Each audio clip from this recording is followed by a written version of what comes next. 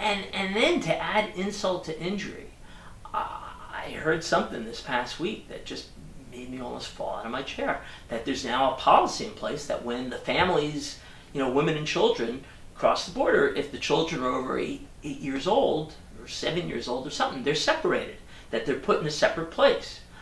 And I was like, oh my God, and I heard these stories of like women and moms and their kids literally being pried apart. And I got to tell you, you got to be very, very careful about analogies about the Holocaust.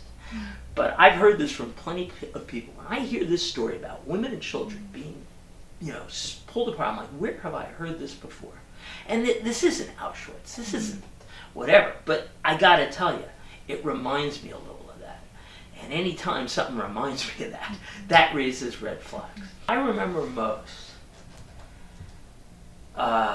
was that when these women and children walked in, and sometimes there were some dads with their kids, and they'd been, a lot of them had fled some really awful stuff, and then they really were not given a particularly, to say the least, a hospitable welcome when they came to our borders.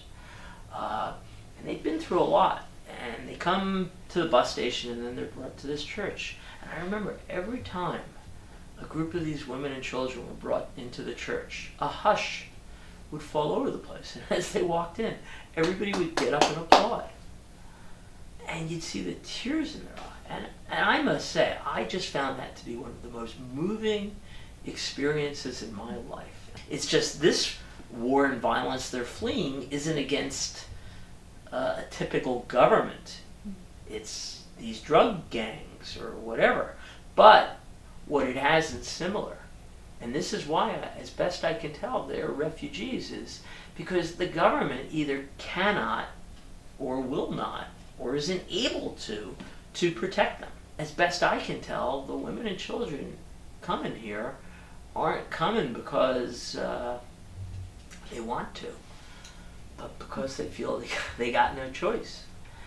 And it just, a combination of breaks my heart and really pisses me off that we are treating them like criminals.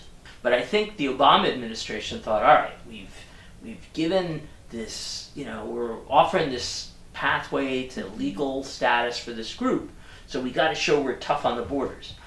But, it's like, unfortunately, history doesn't always play along with what we got planned. Things happen. And I think there has been a hear no evil, see no evil kind of view